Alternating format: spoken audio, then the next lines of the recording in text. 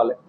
ఎందుకంటే ఒక్క ఇసుక ధరను నియంత్రించగలిగితే, ఉచిత ఇసుకని తేగలిగితే ఈరోజు లక్షల మంది భవన నిర్మాణ కార్మికులకు ఉపాధి కలుగుతుంది. నిర్మాణ రంగం అనేది పరుగులెత్తుతుంది.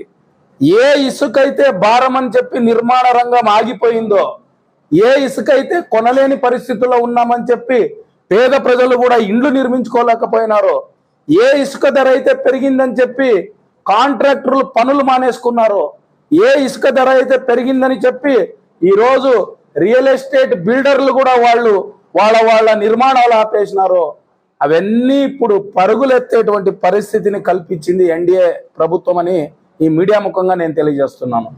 అందుకే చాలా క్లుప్తంగా ట్రాన్స్పరెంట్గా కొత్త ఇసుక పాలసీని అందరూ చూసింటారు.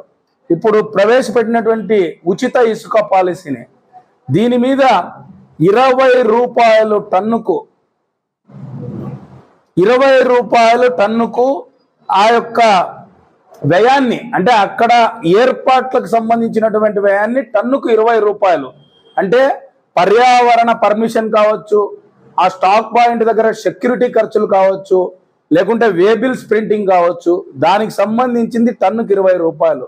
సీనరేజ్ ఛార్జెస్ కింద 88 రూపాయలు టన్నుకు, ప్లస్ ఆ రీచ్ నుంచి స్టాక్ పాయింట్ని తరలించడానికి 4 రూపాయల 90 టన్నుకు 1 కిలోమీటర్కి ఛార్జ్. చూడండి, ఒక్కసారి ఆలోచించండి. ఇంత ట్రాన్స్పరెంట్గా, ఇంత రీజనబుల్గా ఈరోజు ఇసుకను అందిస్తున్నారు అని అంటే ప్రజలు కూడా వ్యత్యాసాన్ని ఒక్కసారి గమనించాలని నేను కోరుకుంటున్నాను. అలాగే రాష్ట్ర వ్యాప్తంగా 120 స్టాక్ పాయింట్లు ఉన్నాయి.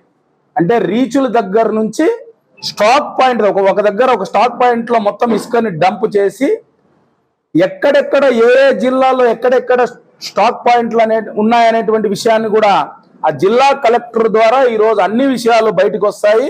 ఆ స్టాక్ పాయింట్లో ఉన్నటువంటి ఇసుక ఎంత క్వాంటిటీ ఉంది, సో ఎంత డిస్పాచ్ అయ్యింది అనేటువంటి విషయాన్ని ట్రాన్స్పరెంట్గా.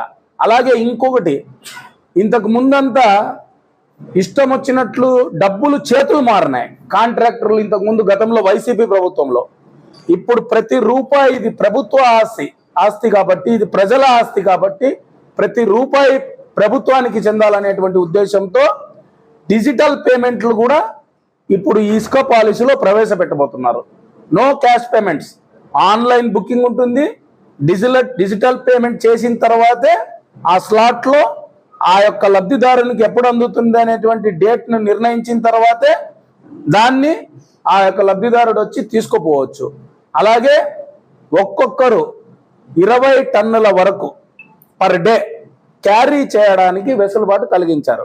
ఎందుకు ఇది అని అంటే, అలాగే దీంతో పాటు మీరందరూ గమనించాల్సినటువంటి విషయం ఏంటంటే, వైసీపీ ప్రభుత్వంలో చివరికి వాగులు వంకల్లో ఉన్నటువంటి ఇసుకను కూడా అక్రమంగా తరలించి, వితౌట్ మైనింగ్ పర్మిషన్ అక్రమంగా తరలించి జేబులు నింపుకున్నటువంటి నాయకులు ఈరోజు వాగులు వంకల్లో ఉన్నటువంటి ఇసుకలను ఎద్దు బండ్ల ద్వారా వాళ్ళ ఊర్లలో ఉన్నటువంటి నిర్మాణాలకు పేద ప్రజలు వినియోగించగలిగితే 1 రూపాయి కూడా లేకుండా ఆ యొక్క వాగులు వంకలు చిన్న నదుల్లో ఉన్నటువంటి ఇసుకను తరలించుకోవచ్చు అని చెప్పి ఈ యొక్క ఎన్డీఏ ప్రభుత్వం పేద ప్రజలను దృష్టిలో పెట్టుకొని ఈ యొక్క వెసులుబాటు కలిగించింది. అందుకే నేను తెలియజేస్తుండేది ఒక్కటే మీడియా ముఖంగా, మాటలు చెప్పడం కాదు, మాటలకు కట్టుబడినటువంటి నిజాయితీ కలిగినటువంటి నాయకుడు మా పవన్ కళ్యాణ్ గారు. కూటమిలో ఉన్నాం కదా అని చెప్పి ఎక్కడ కూడా తను ప్రజల కోసం ఏదైతే మాట ఇచ్చాడో, ప్రజా సమస్యల మీద ఎక్కడైతే పోరాటాలు చేశాడో, ఏ మాత్రం రాజీ పడుకోకుండా ఈరోజు ఆర్థికంగా రాష్ట్రం ఇంత ఇబ్బందుల్లో ఉన్నప్పటికీ ఒకవైపు ఆర్థికంగా నెట్టుకొని వస్తూ ఇటువంటి ప్రజలకు భారం పడనటువంటి ప్రయోజనాలను ఈరోజు చేకూరుస్తున్నాడంటే పవన్ కళ్యాణ్ గారి నాయకత్వం ఎటువంటిది అనేది కూడా ప్రజలందరూ ఒక్కసారి ఆలోచించుకోవాలి. అందుకే ఈ కూటమిలో ఈరోజు ఉచిత ఇసుక పాలసీని ప్రవేశపెట్టినందుకు మా ముఖ్యమంత్రి వర్యులు నారా చంద్రబాబు నాయుడు గారికి, అలాగే మా జనసేన పార్టీ అధినేత పవన్ కళ్యాణ్ గారికి, అలాగే మా ప్రధానమంత్రి నరేంద్ర మోదీ గారికి, భవన నిర్మాణ కార్మికులందరి తరపున, అలాగే ఆంధ్ర రాష్ట్ర ప్రజల తరపున మా హృదయపూర్వక ధన్యవాదాలు తెలియజేసుకుంటున్నాం. మేము తెలియజేసేది ఒక్కటే, ఏదైతే మాట ఇచ్చామో ఈరోజు ప్రజలకు భారం పడదని మాట ఇచ్చినామో ఆ మాటకు కట్టుబడే ఉంటాం. తప్పకుండా మా నాయకులు, మా కూటమి ప్రభుత్వము వైసీపీ చేసినటువంటి దుర్మార్గమైనటువంటి పాలనను చరమగీతం పాడడానికి ప్రజలు ఏ రకంగా అయితే మమ్మల్ని ఆశీర్వదించారో ఆ ప్రజలు పెట్టుకున్న నమ్మకాన్ని ఎక్కడ కూడా వమ్ము చేయమని కూడా ఈ మీడియా ముఖంగా తెలియజేస్తున్నాము. ఇంకొక విషయము, చాలా ట్రాన్స్పరెంట్ గా మీరు మీడియాలో కానీ చూస్తే, లేకపోతే మీరు యూట్యూబ్ లో చూసుకోవచ్చు, ఉచిత ఇసుక పాలసీ గురించి ఎక్కడైనా అక్రమ తవ్వకాలు, ఎక్కడైనా కానీ పర్యావరణానికి భంగం కలిగించేటువంటి పనులు, నదులను విచ్చలవిడిగా తవ్వి జేబులు నింపుకున్నటువంటి కార్యక్రమం గతంలో చూశాం. అటువంటి కార్యక్రమానికి అన్నిటికీ స్వస్తి పలికింది ఎన్డీఏ ప్రభుత్వం అని మాత్రం నేను చెప్పగలను.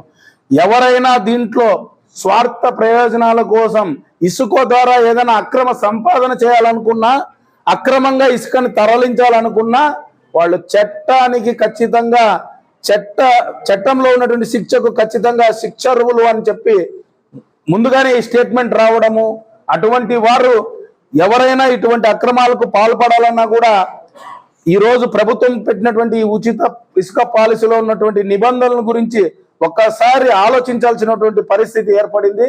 తప్పకుండా మేము చెప్పగలం, ఈరోజు పేద ప్రజానిక ఇల్లు కావచ్చు, ఈరోజు అభివృద్ధి కార్యక్రమాలు కావచ్చు, నిర్మాణ రంగంలో ఈరోజు 5 ఏళ్లుగా కుదేలు పడిపోయినటువంటి ప్రతి ఒక్క అంశము ఈరోజు పరుగులెత్తుతుంది.